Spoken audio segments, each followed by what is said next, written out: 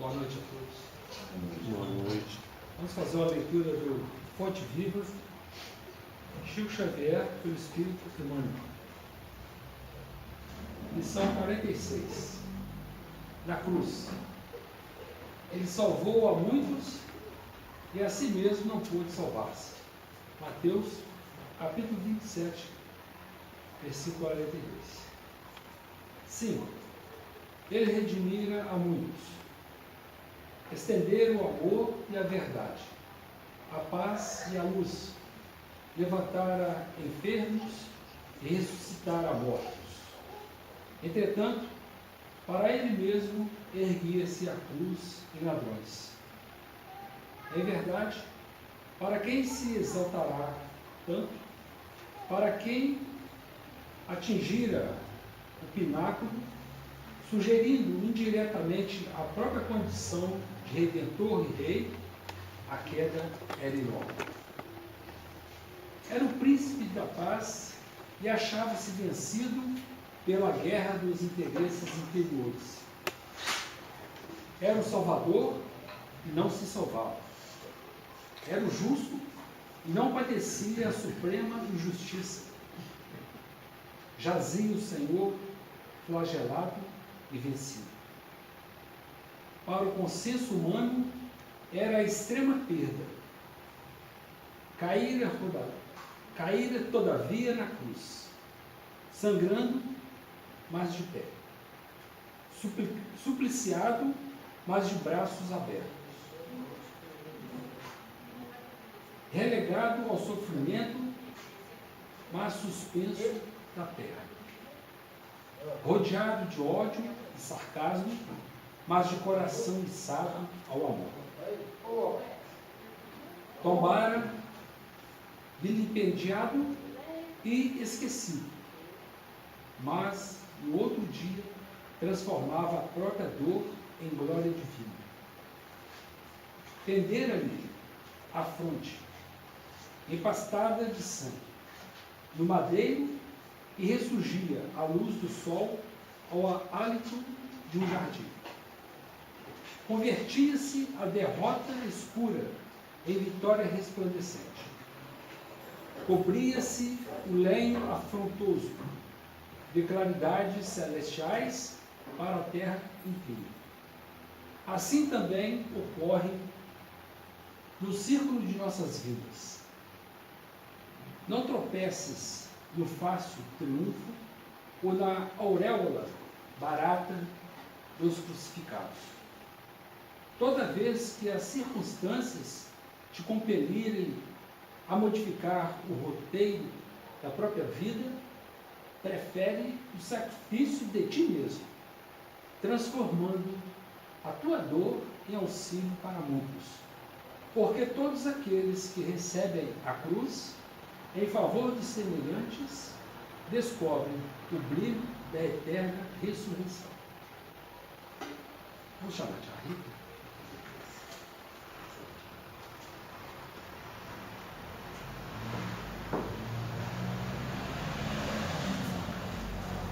Mais uma vez, boa noite a todos.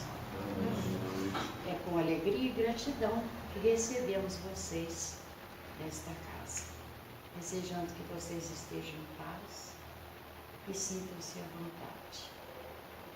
Sendo assim, nós vamos elevar o nosso pensamento a Deus Pai de amor e bondade, Jesus, nosso mestre, nosso amigo, a espiritualidade amiga, os mentores desta casa,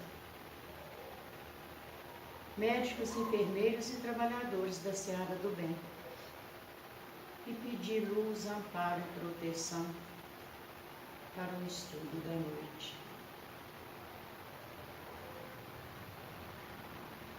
Sendo assim, damos por iniciado o estudo desta noite, dando muito graças a Deus.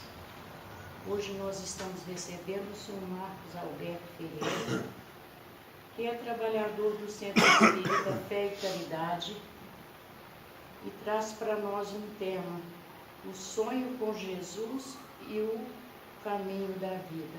Qual eu passo a palavra? Sinta à vontade, Marcos. Obrigado. Eu morro de rir da Tia Rita toda vez que eu venho aqui a fala. Parece hoje com o senhor Marcos Alberto Ferreira.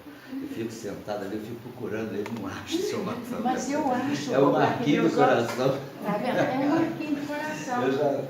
Mas eu fico feliz, Tia Rita, é só uma brincadeira que eu sempre faço. Mas é porque assim, ó, o marquinho do coração é um. E o Marquinho, com o espírito de luz, mandando ele falar coisa boa, é outro. Aí eu reverencio o senhor, né? Tá certo, tá bom. Mas fico feliz, né, claramente, de estar aqui de novo. Eu já faço parte do aniversário da casa, que eu não sei nem quantos anos mais que a gente está aqui. Eu faço as minhas contas, não sei se é 21 anos. Não, 23 a casa. 23 a casa. Então eu tenho acho que 18 ou 19 anos que eu falo dos aniversários da casa aqui. Então, assim, eu sou da casa, né? É muito tempo, já vim aqui quantas vezes, não falta um ano. A gente tem sempre aqui a palestra do aniversário e a última palestra do ano sempre já é marcada, eu já tenho que confirmar. E para mim é uma alegria, porque a gente, quando a gente está na seara espírita, a gente tem que entender que a doutrina espírita é uma só. As casas existem simplesmente por questão de comodidade, de pegar algumas pessoas, trazerem para ficar mais próximo, alguma coisa.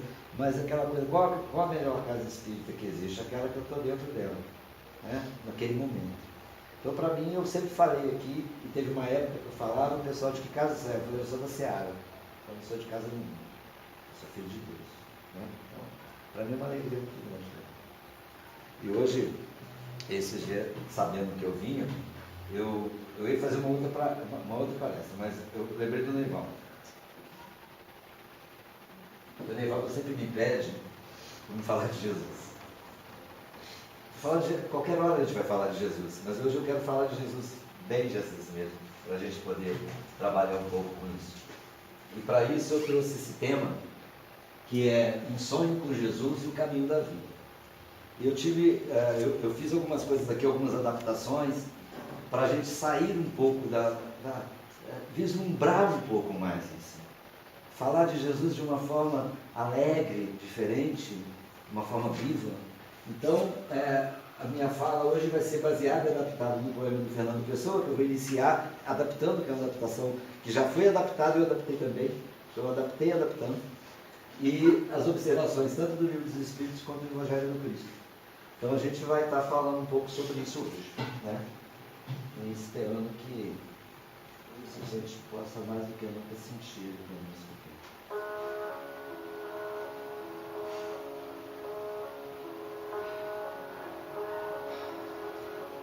Uma noite eu tive um sonho muito lindo. Muito lindo. Eu sonhei que Jesus tinha descido do céu. Eu sentia ele descendo do céu. Havia rompido o véu do espaço, e ele veio voando, feito um passarinho, vindo para a terra. E quando eu olhei aquele pássaro vindo, lindo, eu percebi que ele estava vindo em minha direção, e ele pousou pertinho de mim. Mas ele não veio da forma que a gente às vezes sempre viu Jesus. Ele veio na forma de um menino, desses meninos levados, que de repente saem a correr alegremente pelos campos floridos, brincando e rolando na relva, na grama, sempre sorrindo. Era como se ele, o Jesus, agora não era aquele Jesus da cruz pesada que a gente via, aquela dor, muito ao contrário, ele estava vindo de uma forma totalmente como um poeta, de uma forma totalmente imortal, uma forma de uma criança que brilha. E quando ele pousou do lado e chegou do meu lado como um menino, eu não sabia o que sentia. Ele me deu a mão. E quando ele me deu a mão, meu corpo ficou tomado de um êxtase tão grande, eu não sei falar para vocês o que é isso que se sente quando Jesus nos toca. E quando eu olhei para mim, eu percebi que também era um menino. Eu já não me via mais como um homem, talvez, eu me via como um menino. E ele pegou na minha mão. E naquele momento, o sentimento foi tanto de leveza, que eu me senti como se fosse uma pluma. E ele me puxou. E quando me puxou, nós começamos a levitar. E saímos voando, como duas crianças. E ele me levou a cada lugar, que meus olhos nunca tinham visto. Em jardim com flores e cores, que eu não conseguia dizer para vocês, porque eu não as conhecia, e ainda não consigo às vezes nem perceber. Passamos por rios, lagos, tão cristalinos, que pareciam feitos de cristais mesmo. Coisa, por mais que imaginamos um paraíso, talvez não conseguiríamos com a nossa imaginação perceber o quanto é isso. Em lugares onde os campos eram verdes, de um verde que nem a nossa bandeira, que nem talvez o nosso jardim poderia conceber. De repente pousamos num campo. E ele puxando a minha mão, nós começamos a correr, rolar, brincar na grama como duas crianças totalmente soltas na vida. E ele parava, olhava nos meus olhos e dizia assim: você está cansado? Eu falei: não estou. Eu nunca me senti tão bem assim na vida. Ele quer continuar brincando? Eu falei: claro. E ele sorria para mim. E eu sorria para ele. E a paz era tão grande, tão gigante, que era uma coisa que me consumia junto a ela. Num dado momento, ele pega a minha mão e começa a me levar para uma montanha muito alta. E chega lá, senta comigo, e nós começamos a olhar tudo que estava abaixo de nós. E naquele momento eu percebi que nós estávamos olhando a terra que nós vivemos. Quando eu voltei meus olhos novamente para ele já não era mais um menino. Ele era o Jesus que a gente sempre vê, que a gente tem a ideia que seja. Ele virou para mim e falou: meu filho, o céu é seu. E começou a falar para mim, segurando firme a minha mão. Ele falou assim: meu filho, nós temos na terra a metade da população que hoje habita depressiva por causa do passado, das frustrações, das angústias, e outra metade ansiosa, esperando um futuro que não aconteceu. Eu perguntei: Senhor, há uma medida de felicidade comum a todos na terra, para os homens na terra? Ele disse assim: para a vida material é a posse do necessário, para a vida moral é a consciência tranquila e a fé no futuro.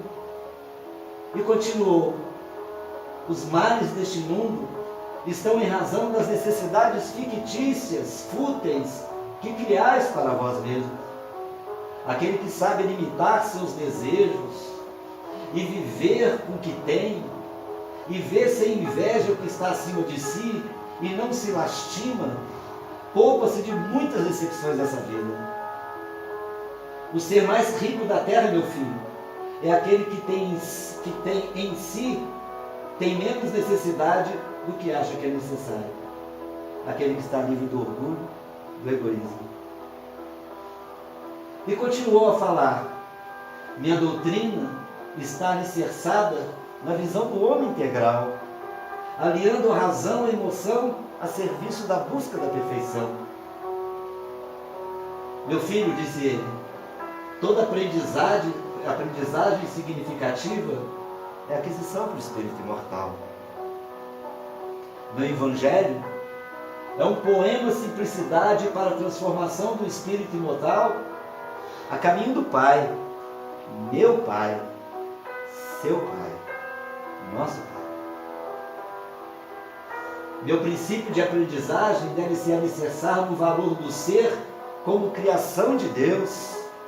E nesse momento ele gritou: vós sois a luz do mundo. E virou e falou: eu lhe direi algumas lições. e iniciou. E foi assim. Que talvez lá, há mais de 2000 anos, ele veio à Terra como um passarinho para nós. E pousou no meio de nós. Como uma criança, como todos nós. E nos falou tudo isso que nós vamos falar agora. E ficou ao nosso lado. E como na mensagem que iniciou do livro, naquele momento às vezes escolhemos mais ou outras coisas do que ele, mas novamente ele está vindo, como um passarinho, uma criança que pousa do nosso lado, dizendo: vou pedir nome para dizer para vocês. Ele já começa a lição dizendo assim: olhai as aves do céu, não semeiam nem ceifam, mas nosso Pai Celestial as alimenta. Lição do desprendimento e fé no futuro. Quantas vezes nós somos assolados por misérias nossas, às vezes humanas? Eu não digo nem as misérias financeiras, porque nós já começamos a dizer que aquele mais rico é o que não precisa de mais coisas. Mas as misérias humanas que nós cada vez mais passamos, é como ele disse também lá no começo, que as misérias humanas estão nas pessoas que estão presas no passado, vivendo no futuro e acabando de não vivendo aquilo que tem que viver. Quantas vezes nós reclamamos que nós não temos aquilo que queremos? E tem hora que a gente tem que falar até com Deus: obrigado por não ter. Porque quando a gente quer provar que um homem tem o que o homem verdadeiramente é só dar um pouquinho de poder para ele. E a gente descobre quem ele é. Nós devíamos sonhar a todo tempo de pedir: Senhor, tira de mim o poder, tira de mim o orgulho, tira de mim o egoísmo. Porque senão a gente sofre muito. Sofre muito. Né? O pessoal me conhece, sabe que eu trabalho ainda ajudando pessoas, e na maioria das pessoas que me procuram para ser ajudado, na maioria, 99% dos problemas que as pessoas passam são problemas do íntimo. Os problemas financeiros. Vocês podem ficar felizes, tá? Não precisam ficar tão assustados. A gente só tem que começar a prestar atenção se nós melhoramos já. Porque às vezes nós achamos que melhoramos. Às vezes nós achamos que mudamos alguma coisa. Mas quando a gente começa a avaliar profundamente, a gente começa a falar assim: oh, me ajuda porque eu não melhorei tanto quanto eu pensava. Nesses últimos dias, eu fiz palestra segunda-feira, semana passada, a gente está sempre falando, graças a Deus. Me veio uma pergunta anteriormente, eu fiz essa pergunta para mim, nas palestras eu fiz essa pergunta novamente. Se nós estivéssemos hoje, naquela época de Jesus, e estivéssemos no meio daquela multidão, onde estava sendo colocado Jesus e Barrabás. E naquele momento, eu não sei, espero que nós não... A gente não tenha estado lá. Eu espero que a gente não tenha estado lá, para a gente não sentir muita dor aqui. Mas naquele momento, quando Pilatos grita: quem eu devo soltar e quem eu devo crucificar? Todo que estava lá diz assim: solte Barrabás e crucifique Jesus. Aí eu pergunto para nós já melhoramos? Se hoje a gente estivesse numa multidão e novamente colocasse Jesus e Barrabás e dissessem para a gente assim: quem nós devemos crucificar e quem nós devemos soltar? Quem que a gente pediria para soltar? E Barrabás? Claramente. Porque muita gente responde: claramente Jesus. Aí crucifica Barrabás. Aí vamos perguntar a Jesus quem ele mandaria crucificar. Talvez ele diria: me coloque na cruz e solte Barrabás. Essa visão que talvez a gente precisa crescer, né, irmão? Porque a gente às vezes muda de partido, às vezes só. Mas a gente tem que ver que Jesus, quando fala, ele fala assim: meu Pai não quer o fim do pecador, e sim do pecado. Né? Então, às vezes, a gente crucifica muitas pessoas, às vezes, em nome de Jesus, não é assim? A terra se faz isso, algumas religiões fazem isso. Né? Crucificam alguns em nome de Jesus. Então, esse desprendimento e a fé no futuro é quando Jesus diz para a gente assim: nada tema. Eu, semana passada, passei uma situação muito ruim, que seja material, muito ruim. e angústia, ansiedade, porque a gente passa, nós estamos na terra e vamos passar. Mas a frase que vinha na minha cabeça todo o tempo era assim: nada tema. E toda vez que a angústia vinha, a frase vinha junto: nada tema. E eu cheguei num ponto, parado no meu jardim, olhando para o passarinho lá, e a minha árvorezinha lá, com o meu pé de romã, eu virei e falei assim: eu não posso ser hipócrita agora, porque está me gritando no meu ouvido: nada tema. Então eu não tenho que temer. Eu posso até ficar ansioso, mas eu não tenho que temer. E às vezes a gente tem medo de faltar. E esse medo de faltar já começa a ter. É claro, precisamos trabalhar, porque o próprio Cristo falou para a gente ganhar um pouco o suor do nosso rosto, mas mais do que nunca, a gente não precisa preocupar, porque ele fala aqui, se ele, olha, as aves do céu não semeiam nem ceifam, mas nosso Pai as alimenta, como ele diz também, os lírios lá do campo, que nem Salomão, com toda a sua beleza, vestiu como eles, e que amanhã eles são tirados e às vezes jogados ao fogo. Jesus também não abandonou. E abandonaria nós? Não abandonaria. A gente tem que acreditar nisso. Tem no sentido de, porque é necessário, porque senão você não é espírita, porque senão você não é católico, não é protestante, não. É porque é o seguinte, o consolo está aí. Essa certeza que nós precisamos ter dentro da gente. É fácil? Não. Mas a gente precisa ter. Ele diz assim: aquele que põe a mão no arado e olha para trás, não está apto ao reino de Deus. Lição da perseverança. As nossas dúvidas são muito grandes sempre. A gente diz: agora eu vou, né? Agora eu vou. Como Pedro lá no passado, no barco junto com os apóstolos, e chovendo, uma tempestade muito grande, Jesus aparece no meio do mar da Galileia, caminhando sobre as águas. E eles ficam deslumbrados. Pedro chega na beira do barco e começa: Senhor, Senhor. Ele falou: venha, Pedro, não tema. E Pedro saiu. Pô, Jesus me chamou, né? Ele saiu, um passo, 2 passos em cima da água. De repente, um raio, um trovão, um vento, ele afundou.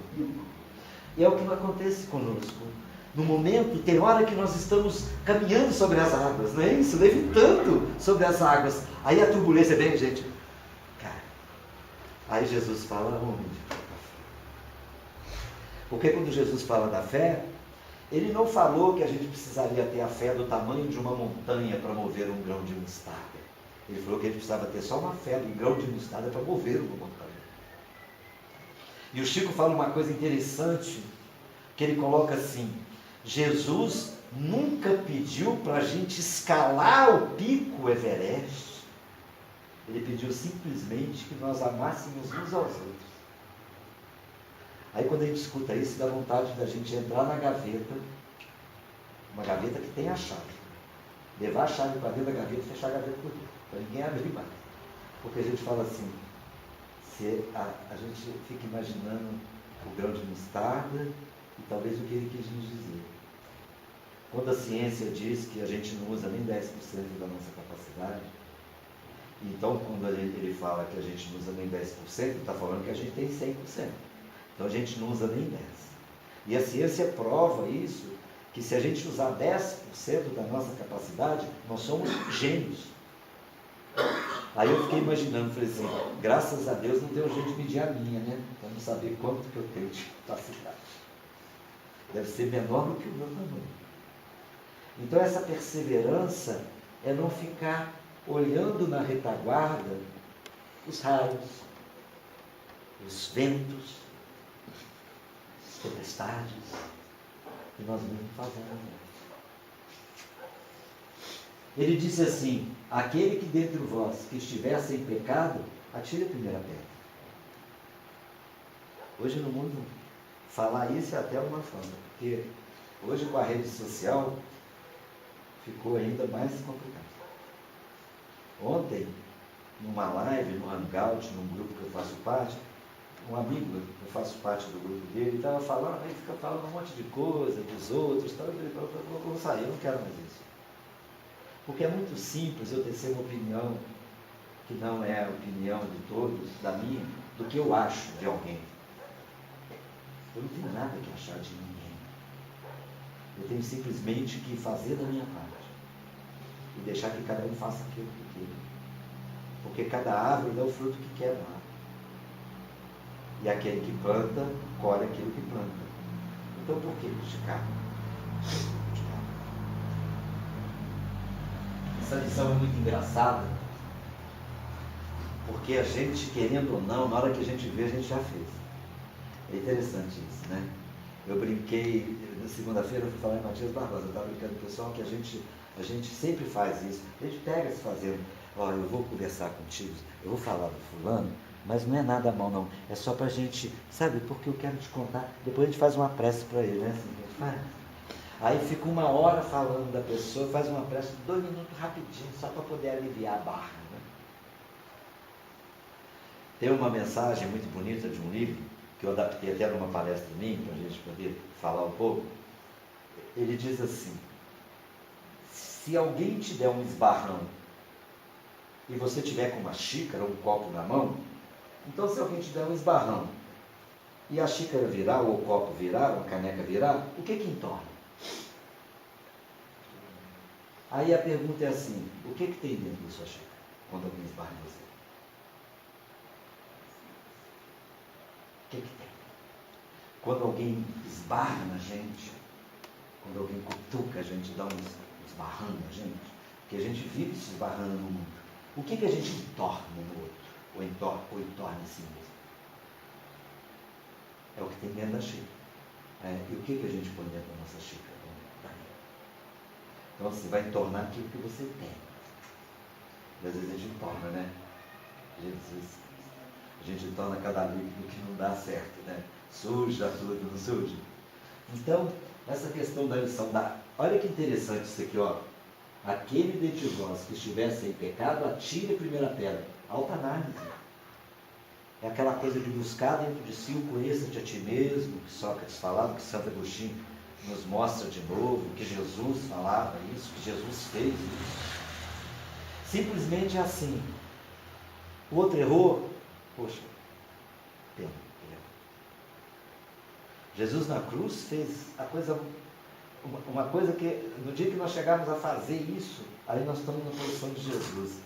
Crucificado, maltratado, sem motivo, que a gente sabe que foi sem motivo.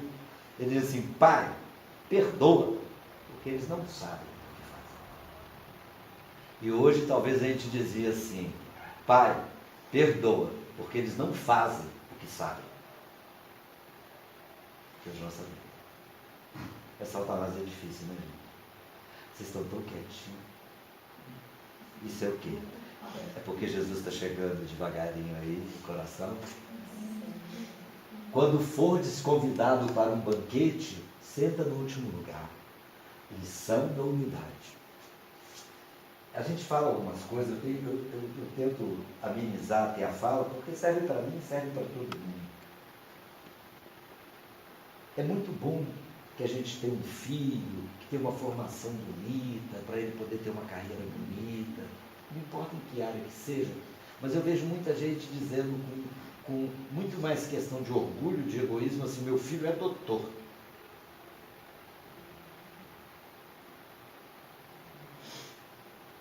A maior prova de que nós no mundo somos todos necessitados um do outro foi os caminhões ter parado e a gente vê como que a gente sofre, porque não chega.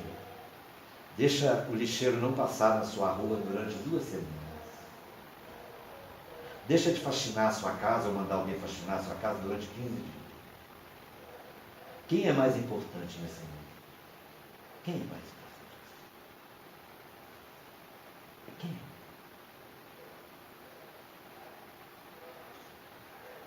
Difícil, né? Todos nós temos um papel, qualquer um. E quando ele fala aqui da lição da humildade, é o seguinte: não queira ser primeiro em nada.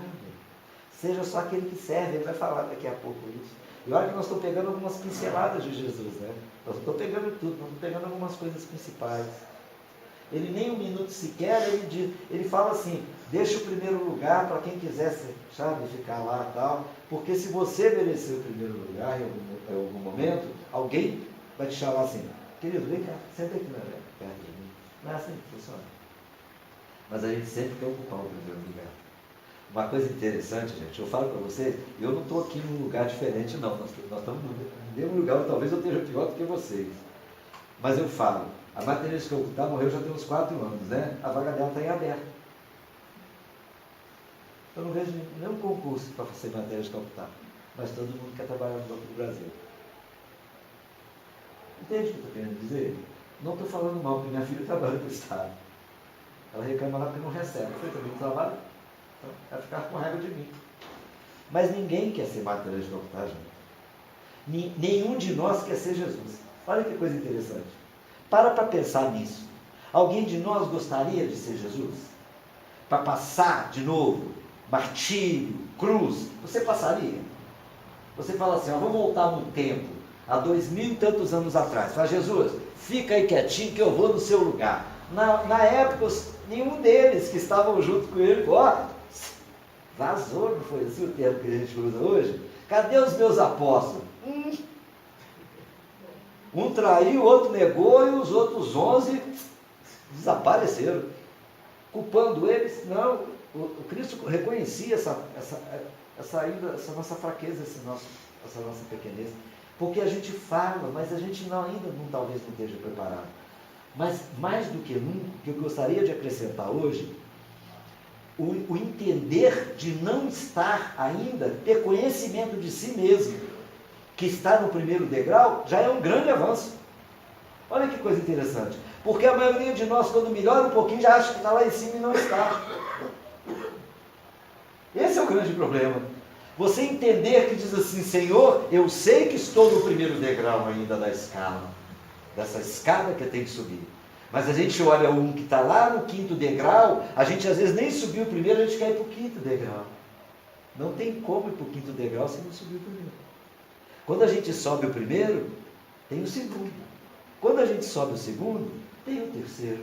Quando a gente sobe o terceiro, tem o quarto. Quando a gente sobe o quarto, tem o quinto. Mas a gente já fala assim, agora eu vou. Porque agora eu já estou fazendo bem. Eu já estou dando passe. Olha que bacana. Né? Eu já estou fluindo água. Até na caixa d'água. Eu ponho a mão, a caixa d'água até ferve. Já posso subir o 5º degrau? Não. Se não passou pelo primeiro, não vai para o segundo. E esse entendimento, isso nos dá muita força, porque quando a gente reconhece as nossas deficiências, a gente passa a corrigi-las.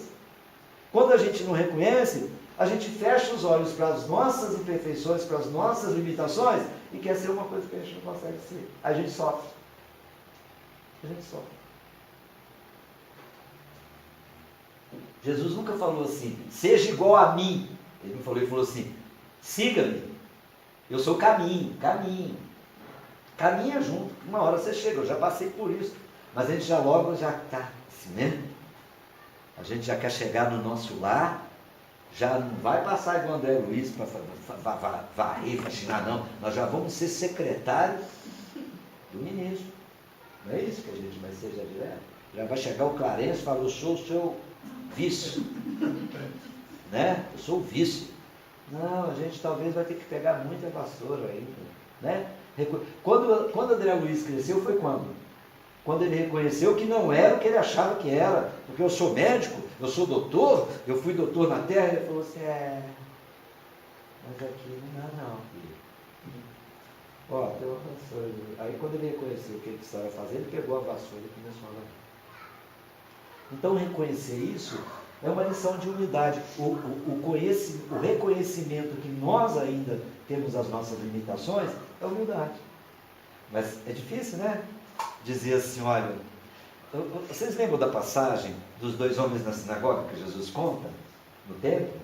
Que um homem lá que praticava, que ia na sinagoga, que dava esmola, chegou para rezar e dizia assim, Senhor, eu dou esmola, eu pago dízimo, eu dou carneiro, eu sou um homem que venho todo domingo na sinagoga, eu faço, eu aconteço, não tem medo de nada, levanta as mãos para o alto, maltrata a mulher amada, tem até um samba assim, né? Eu acho que foi por isso que fizeram o samba. Ele falando aquilo e o de trás lá disse, Senhor, desculpa. Eu não sei nem se eu sou digno de rezar, porque eu sou um pecador. Eu sou um homem ainda que carrego tantos erros dentro de mim. Se eu merecer alguma coisa, me ajuda. Porque nem digno eu não sei se eu sou. E Jesus pergunta, qual dos homens foi mais agradável a Deus? Isso é humildade, né? Eu sei que daqui para frente todo mundo vai sentar lá atrás agora, todo mundo vai tira até os bancos da frente, põe todo mundo lá atrás na parede. Mas esse lugar que ele está dizendo é um lugar que a gente ocupa na própria vida, né? Ele diz assim, aquele que quer ser o maior, que seja o que mais serve, né? Lição da caridade. Quando Jesus chega lá nos apóstolos, os apóstolos discutindo, eu sempre narro esse fato, é um fato maravilhoso, é um momento maravilhoso de Jesus, os apóstolos brigando e discutindo, e Jesus chega, por que estão a discutir, por que estão brigando? E Pedro chega e fala assim, nós estamos discutindo aqui pelo seguinte, o senhor falou que daqui a uns dias o senhor está indo embora, né? Aí nós estamos discutindo quem vai ocupar o seu cargo, o seu lugar, né? Quem vai ser o chefe aqui, né? E eu estou dizendo que tem que ser o mais jovem, porque tem mais vitalidade, o outro diz que tem que ser o mais inteligente, porque tem que ter capacidade, o outro diz que tem que ser o mais velho, porque já tem maturidade, e a gente está discutindo, e Jesus olhou, mandou todo mundo sentar. Tira a túnica, cinge uma toalha na cintura, pega uma bacia d'água e começa a lavar o pé dos apóstolos, um por um, começando por Pedro. E depois que ele termina de lavar os pés, ele falou, aquele que quer ser o maior, que seja aquele que mais sirva. Aí nenhum dos apóstolos quis ser o chefe mais. Porque falou, pô, vou virar chefe, vou ter que lavar o pé dos outros, né? Talvez seja isso. E é um simbolismo. Porque tem muita gente, às vezes, ontem mesmo, eu no consultório conversando com uma menina que era do centro espírita, ela virou para mim e falou assim, segunda-feira teve uma guerra lá no centro, porque uma pessoa passou por cima da outra, e a outra falou assim, ela não pode fazer isso, passou por cima do meu cargo. Aí quase que eu falei assim, mas quem te elegeu ela? Claro, é isso. Porque as pessoas ainda brigam pelo poder até dentro das religiões, das casas espíritas, das igrejas católicas, das igrejas evangélicas. Perguntaram a Buda assim uma vez, Buda, você é Deus? Ele falou, que é isso? Longe disso. Buda, então você é um anjo. Nem pensar nisso. Mas como você é tão iluminado? Ele falou, porque eu tenho consciência do que eu sou. Quando a gente fala de despertar de consciência, quando você tem consciência de quem você é verdadeiramente, você se torna iluminado, mesmo com todos os seus defeitos. Porque o reconhecimento do defeito já é um grande sinal, que ninguém precisa apontar. Seria maravilhoso se alguém dissesse para a gente uma coisa que a gente fica com raiva porque diz, porque na maioria das vezes é verdade. Porque o Chico falava alguma coisa assim, quando alguém chegar perto de você e falar alguma coisa de você, se for verdade, abaixa a cabeça e agradece. Porque está mostrando uma coisa que é verdadeira de você. E quando não for verdade, pede perdão a Deus. E nem ligue, porque não é verdade mesmo. Né? Mas a gente, se alguém fala alguma coisa pra gente, sabe o que a gente gosta de amigo? E sabe quem são os verdadeiros amigos que a gente fala que é amigo da gente? Aqueles que não falam aquilo que a gente não quer. Se você tem um amigo que chega perto de você e começa a apontar seus defeitos, você vai acabar com a amizade rapidinho. Você falou, toda vez que eu sento com ele, ele aponta um defeito meu. Olha, esse cara está te ajudando. Agora tem aquele amigo que diz, você fala assim, eu sou totalmente errado. Que isso, né? Não, você é uma pessoa boa. O grande amigo é aquele que diz assim, querido, faz não, está errado. A gente gosta dessas pessoas. Tem uma prece de um preto velho chamado Caluma, que ele diz assim, eu sou grato por Deus ter colocado o inimigo no meu caminho, que mostrou as minhas imperfeições. Não é assim? Lição da caridade, da humildade. Vinde a mim todos vós que estáis aflitos e sobrecarregados, que eu vos aliviarei. Lição do acolhimento. Aqui ele está dizendo, só vinde, colher. Ele está o tempo todo recebendo a gente. O tempo todo. Braços abertos. Como aquele que eu recitei aqui um pouco, claro, me adaptando também, colocando a parte do poema de Fernando Pessoa. É mais ou menos isso. Ele vem ao nosso lado como uma criança brincar com a gente. E a gente ainda na nossa dureza, a gente repele. Porque a lição do acolhimento Eu falo que isso está na doutrina espírita. O primeiro trabalho de uma casa espírita ou de uma religião é acolher. É acolher primeiro. Vem aqui. Não importa quem seja, vem aqui. É acolher. Depois, alimentar. E em terceiro, ensinar. O Chico falava muito isso. Quando vinham os famintos, e o pessoal chegava, Chico, eles estão pedindo esmola, não sei o quê, não vou dar, porque eles não querem participar da reunião. E foi o primeiro, dá o pão, filho. Porque com barriga vazia, ninguém vai aprender nada. Jesus no monte, antes do sermão da montanha, ele multiplicou os pães e os peixes. Porque com fome, com miséria, que seja da alma, eu não estou falando só o pão do corpo, ninguém é ninguém. Eu sei que vocês têm a reunião mediúnica de vocês aqui. Eu digo uma coisa, falo isso com todo o carinho do mundo. Se eu estiver errado, Cezinha, Jerônimo, todos eles que podem estar aqui agora, vão dizer. A gente tem uma maneira de falar que tem que ter um doutrinador para doutrinar o espírito que vem rebelde. Primeira coisa, você tem que compreender porque ele está sofrendo. A gente fala, o obsessor é um espírito ruim. Não, o obsessor é você, sou eu. O acolhimento. Acolhimento primeiro. Meu irmão, olha, que bom que você está aqui. E que Jesus nos abençoe por você estar aqui. O que está acontecendo com você? Deixa ele falar. Que a gente não quer nem escutar. Se ele chegou bravo ainda, é pior. Ele fala assim, não, você tem que ter a mão no seu coração, porque você está aí sofrendo, porque você não tem luz, porque você não para. Só falta meter o evangelho na cabeça dele mesmo. Se a gente se colocar no lugar do outro, entenda ele como se fosse uma pessoa. Quer ver que coisa interessante? Vamos colocar o irmão que chega como se fosse um de nós. Que chegasse aqui e falasse assim, hoje eu estou com raiva. Estou com raiva do meu irmão. Porque ele me roubou. Né? Ele me roubou. Ele fez mal à minha família. Você diz assim, filho, calma aí, né? Assim, nós temos que ter amor no seu coração. Ele falou, que amor, cara. O cara quebrou, acabou com a minha vida. Eu falo assim, imagino a dor que você deve estar sentindo. Porque não é fácil.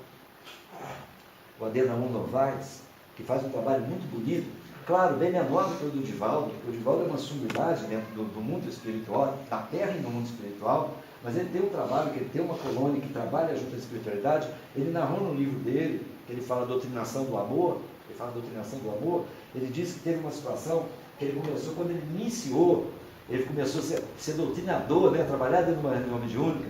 Ele chegou um irmão com muito ódio no coração, muito ódio. E ele começou a falar com ele, meu irmão, você tem que ver Jesus, você tem que, cara, o amor, a luz. Ele falou assim, você não sabe o que eu estou passando. E você não quer nem saber o que eu estou passando. Eu queria ver se você passasse o que eu passei, se você estaria falando isso comigo. E ele virou e falou assim, ô meu irmão, você quer falar comigo? Ele falou, não, você não me trouxeram aqui para isso? Ele falou, então fala. Aí ele narrou, fala. Um irmão desencarnado disse o seguinte, eu sempre fui um homem trabalhador. Trabalhava de sol a sol para sustentar a minha família. Meu filho e minha filha era tudo que eu tinha e mais a minha esposa. Morava num lugar simples, mas não deixava faltar o que de comer na minha casa. Tudo que eu fazia era para o bem, para fazer tudo o que eu podia. Até que um certo dia eu comecei a perceber que alguma coisa estava acontecendo de errado. Mas como eu não desconfiava muito da coisa e não tinha muito tempo, ia para o meu trabalho e voltava já à noite quase morto de cansado, porque eu trabalhava na roça duramente. Um dia, eu cheguei e tinha uma sopa. E eu vi que meu irmão estava lá na minha casa, eu fiquei todo feliz, alegre. Comi a sopa porque eu estava faminto. Daí a pouco percebi que eu estava aqui onde eu estou, no mundo espiritual, porque a minha mulher e meu irmão se tornaram amantes e colocaram veneno na minha comida. E eu perdi tudo que eu tinha, o amor dos meus filhos, a minha vida.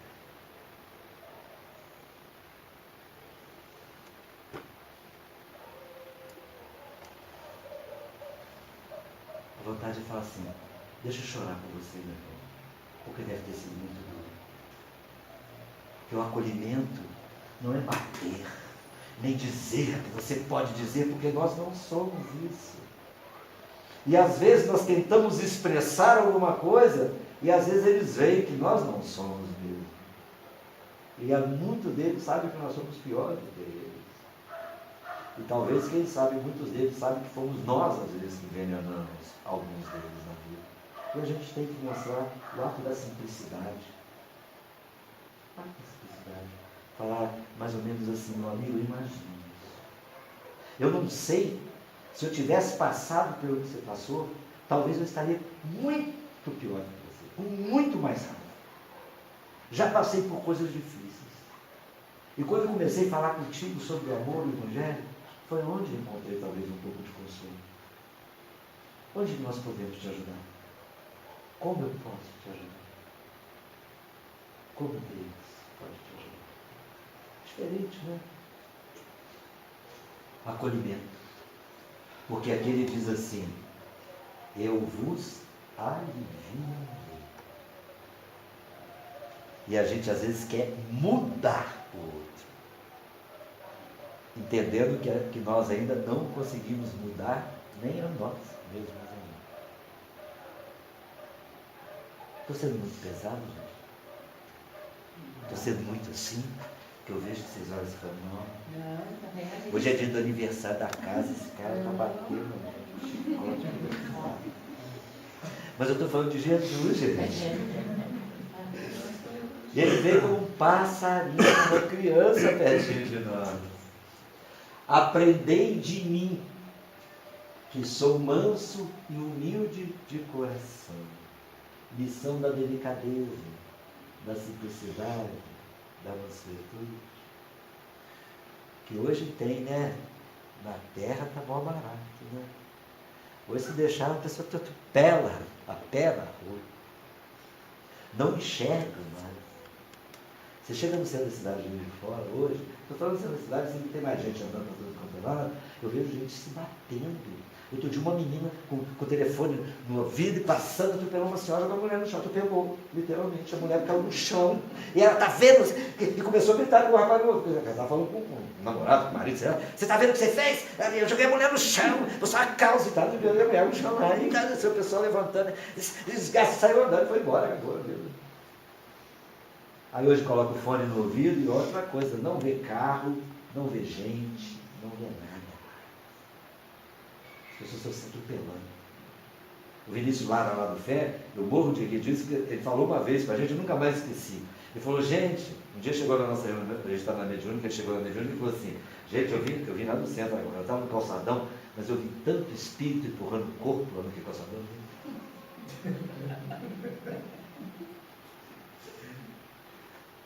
Nós acostumamos ser tão indelicados, tão maus, tão ignorantes, que quando você depara com alguém gentil, manso e cortês, você fala, nossa, olha, ele é educado, olha como é que ele é gentil, você fala, segura a porta do elevador e fala, entra, você deve ser assessorista, não deve deixar entrar, já recebeu para isso. A gente acostumou a tanto com o que não presta, que quando a gente vê o que presta, a gente fica assustado. A gente fica falando bem, como se fazer bem fosse alguma coisa fora do... Conversamos sobre isso, não foi? A gente fala assim, não, estou fazendo bem, como se fosse uma coisa fora do normal. Fazer bem é obrigação. Mas a gente, nossa, ele está fazendo bem. Dá um troféu para ele. Porque a gente acostumou com a indelicadeza, com a grosseria. Desculpe falar, hoje não tem mais idade, nem cor, nem sexo, nem capital, nem nada. É do velho ao novo, do branco e preto, para mim não tem. Hoje eu escutei um cara falando isso lá na internet, ele falou assim, a gente está vivendo num mundo que é assim, tem a cota para o banco, a separação dos gêneros, tem um monte de raça de gente na Terra, esquecendo que todos somos iguais em um só. Cada um escolhe aquilo que quer. E a gente fica separando assim, porque o outro não pode, porque o outro tem cota, porque não sei, e fala que não tem preconceito.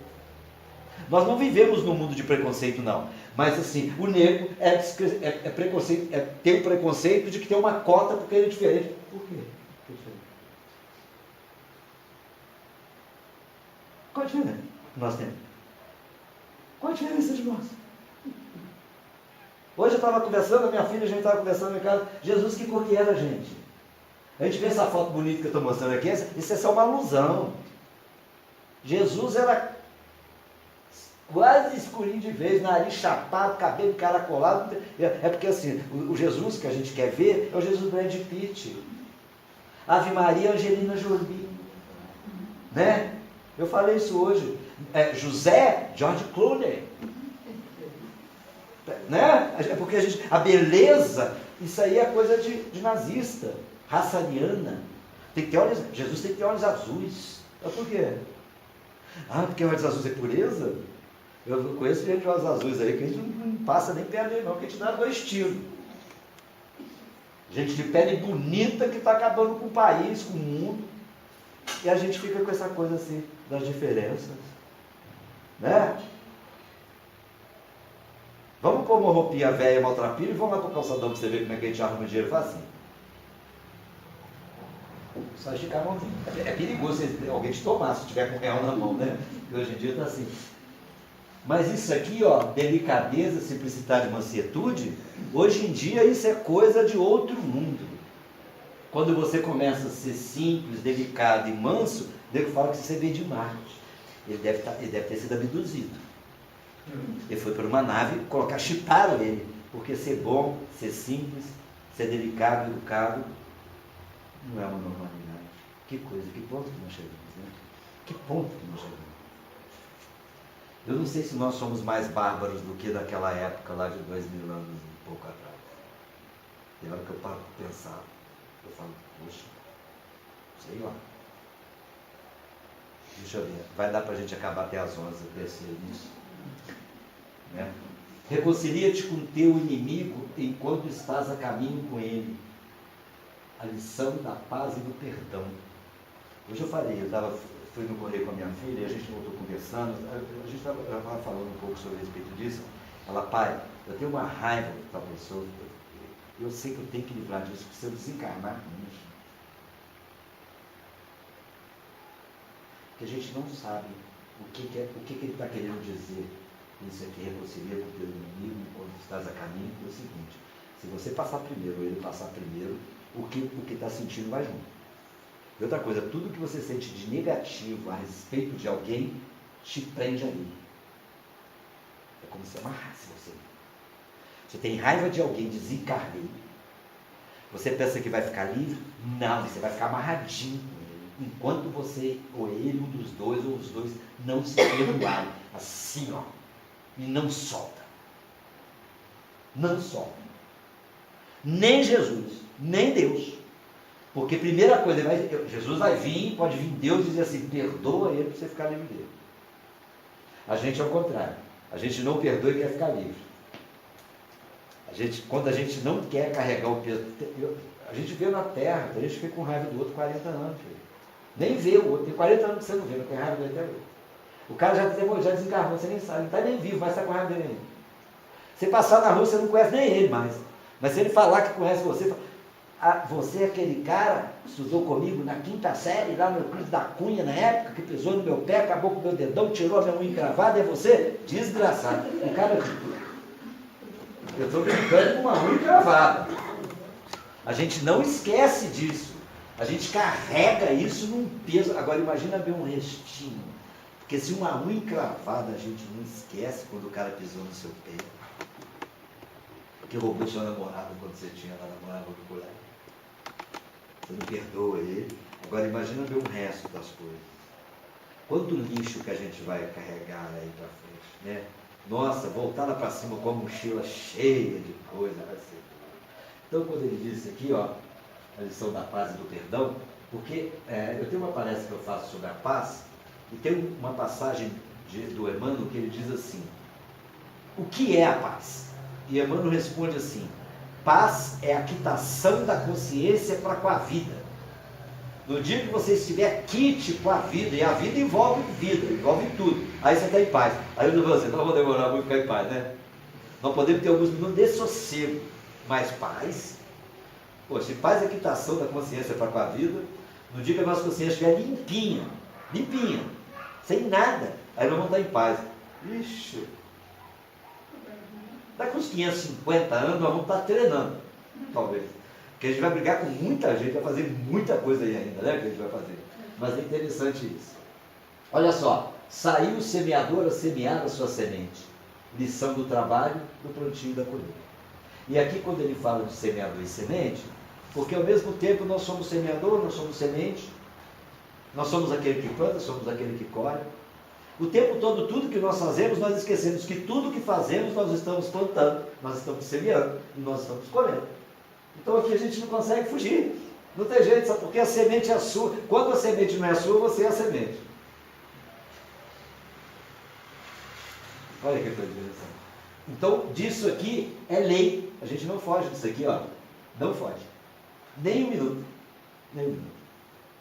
Não nasce laranjas em pé de pimenta. E às vezes a gente planta pé de pimenta. Aí vem uma pimenta e você fala, pô, não vem nenhuma laranja? Fala, não, você plantou pé de pimenta. E a gente faz isso com a gente na vida. Né? Porque essa semente, tudo que Jesus fala é simbólico. E é simbólico também aqui. Gente, eu falei isso segunda-feira lá na Antiga Argola, eu estava falando lá sobre o despertar da consciência. Eu escutei isso de um médium, numa palestra agora, que é o Alberto Almeida, eu peguei o seminário dele, ele falou assim, que uma frase só de Jesus bastava para resolver todo o problema do mundo. E ele colocou essa frase aqui.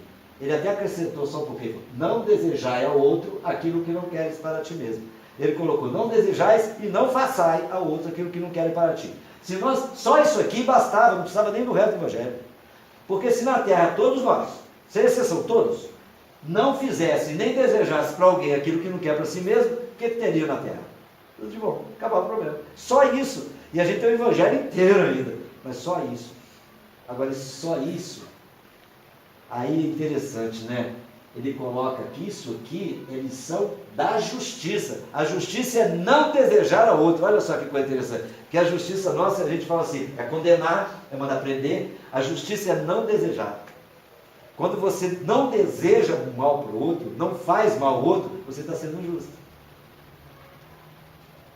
E para nós a justiça é outra coisa. Para nós a justiça é quando manda prender, quando manda matar, quando manda crucificar, não é assim? Isso é que é justiça. Então ele diz, lição da justiça e do respeito ao semelhante. Por quê? Eu aceito você do jeito que você é, eu não desejo nada para você, vai em paz. Isso aqui é um terno perdão. Porque você, para perdoar, a primeira coisa que você tem que fazer é não desejar. Quando você não deseja, você está na porta do perdão. E o perdão nos alimenta a alma, né? Seja o vosso falar se ensina ou não. Lição da firmeza e da confiança. Crê em Deus? Sim. Mas se você falar que crê em Deus de novo, dou um tiro na sua cabeça. Crê em Deus? Não. Já tem um grupo da igreja evangélica que fez um vídeo. Fizeram tipo uma pegadinha com o cara.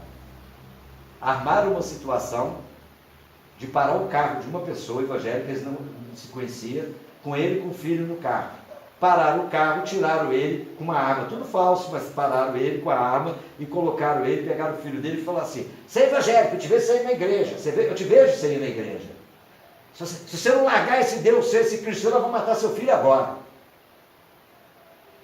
O que aconteceu? Em 10 minutinhos de cuidado, falou, nunca mais eu volto para a igreja. Não sei nem quem é Deus. É claro que a gente não precisa desse absurdo. Mas quantas vezes a gente nega a Deus? Não precisa disso tudo para negar a Deus. Negar a Deus às vezes é fingir que Ele não existe, às vezes tem uma. Se a gente tivesse confiança maior nele, talvez a gente falaria sim ou não. Mas a gente é muito aquele. Tinha um cara que era do Chico Anísio, que chamava Múcio. Vocês lembram disso? Eu não lembro não, mas me contaram. É bem antigo. Né? Eu não lembro, sabe? Mas o Múcio era assim. Começava a conversar uma pessoa com a outra, e está no meio, e o outro fala assim, olha, eu acho que isso não pode dar certo. O que você acha, Múcio? Eu também acho que não vai dar certo, não. Não vai dar certo, não. Aí o outro fala, mas eu já vi isso dar certo. Eu também já vi isso dar certo. A outra diz, não, isso não tem jeito de dar certo. Eu também acho que não tem jeito de dar certo, não. É assim, para que lado que a gente tende hoje? Tudo nos leva, né? Nós somos guiados por coisas que a gente não sabe o que está sendo guiado, né? Em verdade, vos afirmo que tudo o que fizestes a um destes pequeninos, a mim fizeste. E o pequenino, o símbolo da criança, é o símbolo daquele que precisa de proteção, que precisa de carinho, que precisa de afeto, que precisa de delicadeza. Ele começa sonhando e depois construindo. Começa sonhando e depois construindo. A construção da felicidade na vida inicia-se na construção do reino de Deus, primeiro dentro de nós. E na terra, através do cumprimento da lei de amor, de justiça e de caridade. E ele coloca, o reino de Deus deverá ser construído entre os homens, com os homens, pelos homens e apesar dos homens. Porque aqueles que não quiserem, não vão estar. Apesar, por mais que a gente fale assim, eu não quero, simplesmente você só não vai estar. Mas que o reino vai ser construído lá. Mesmo que não seja por nós. Mas vai ser construído por daqueles que querem habitar. Eu vou convidar vocês, da mesma forma que eu comecei sonhando, que ele fala aqui para a gente sonhar, eu vou falar uma música que eu não vou cantar, mas para a gente pedir para um momento que a música é tão atual, e interessante que vocês estavam falando, essa música é do Cabete e do seu Zé Manuel. Uma música tão momentânea, sabe, um poema de clamor a Deus e a Jesus, que fala assim, vem Jesus, divino amigo, vem trazer a tua paz. Só tu és o nosso abrigo, de ventura que nos traz. Vem, ó meigo Nazareno, este mundo consolar, e com teu olhar sereno, toda a terra iluminar. Afasta do mundo a guerra, o chacal devorador, que destrói tudo na terra, espalhando luto e dor. Há gemidos de aflição, já não há mais primaveras, criancinhas pedem pão, homens lutam como feras. Vem, Senhor, vem reflorir os caminhos. Vem, Senhor, vem perfumar corações, exterminar a dor e fazer calar os canhões. Vem, Senhor, com teu amor tão profundo, iluminar consciência e fazer feliz o mundo. Vem, Senhor, vem. E ele diz para a gente, eu sou o caminho, siga-me. Que Jesus nos abençoe, que a gente possa ter forças para caminhar esse dia. Muita paz a todos nós.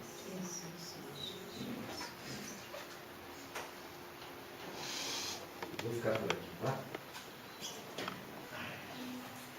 Nós agradecemos ao senhor Carlos Alberto Ferreira pelo estudo edificante que ele nos ofereceu e desejando que você leve o nosso abraço a todos os seus familiares e aos trabalhadores do Centro Espírita Fé e Caridade. Nós temos alguns avisos. A próxima quinta-feira teremos a evangelização infantil. Quem tiver seus pequeninos pode trazer, que serão bem-vindos. A segunda-feira nós temos o estudo do ESD, que é feito aqui na casa, com início às 20 horas. Quem se interessar, é só comparecer que serão bem-vindos. E convidamos também, né, para a nossa próxima quinta-feira, que teremos novo estudo e reunião pública. Nós vamos... eu quero agradecer também a todos aqueles que me deram uma mão para a visita noturna. E nós vamos fazer no sábado outra visita, e que foi um sucesso a última, e espero que essa seja melhor ainda. Muito obrigado àqueles que colaboraram comigo. Com a casa, não é comigo. E nós temos ali o jornal do ID, quem se interessar pode pegar e levar para ler, tá? À vontade. Agora nós convidamos o Marquinhos para fazer para nós Agora eu vou. Agora você. A prece final, a fluidoterapia e o passo coletivo. Por favor.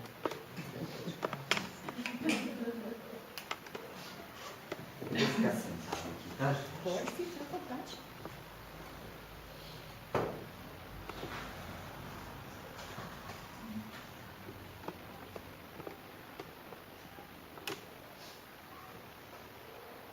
Deus, nosso Pai, de bondade, de misericórdia infinita, Jesus,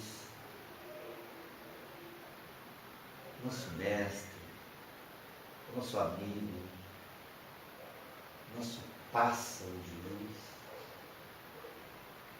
nossa criança de pureza, que nesses momentos que aqui estamos reunidos, no dia e no mês do aniversário dessa casa, que carrega o nome de Jerônimo Mendonça, gigante deitado, que trabalhou com todas as forças espirituais dentro dele mesmo, vencendo qualquer obstáculo que talvez nenhum de nós conseguiríamos chegar ou fazer até hoje os nossos corpos perfeitos. Ele trabalhou em seu nome. E nesta noite, como iniciamos falando do sonho que o Senhor apareceu para nós como uma criança e veio como um passarinho, nós sentimos agora também a sua presença. Sentimos a presença de todos os seus trabalhadores, que colocam sobre nós agora todo esse bálsamo, esse lenitivo,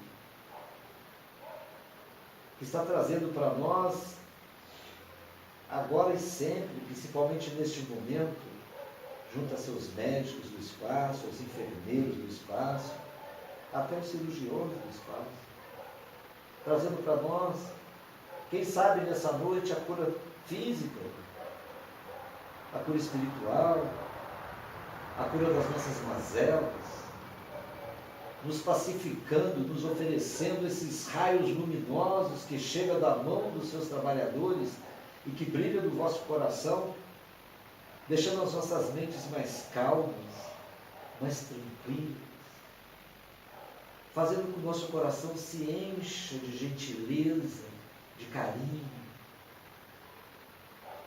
apagando de nós, nos ajudando a apagar de nós as mágoas, as raivas, aquilo ainda que carregamos como nosso lixo mental, nosso lixo no coração, limpando o nosso interior, fazendo uma faxina na nossa alma. Como é bom estar aqui, Senhor.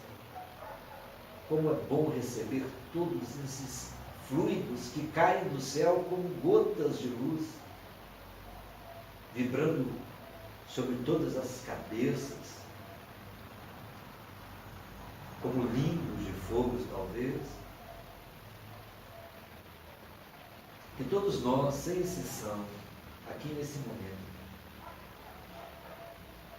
possamos receber esses eflúvios necessários para a nossa renovação física e espiritual.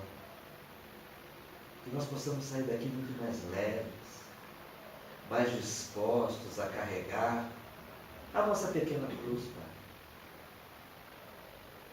Que hoje, que se comemora junto a todos esses dias e a todos os trabalhadores o aniversário dessa casa, Pai, nós queremos te agradecer, porque se essa casa existe, é em seu nome, porque sem ti nós não teríamos caminho para seguir. Sendo assim, Jesus, recebendo esse passe, nós só temos que agradecer. Que essa noite seja a noite da gratidão e que nós possamos viver daqui para frente totalmente renovados, seguindo as suas lições, para que possamos dar a mão a Ti e, quem sabe, flutuar nas veredas do infinito. Que assim seja, Pai.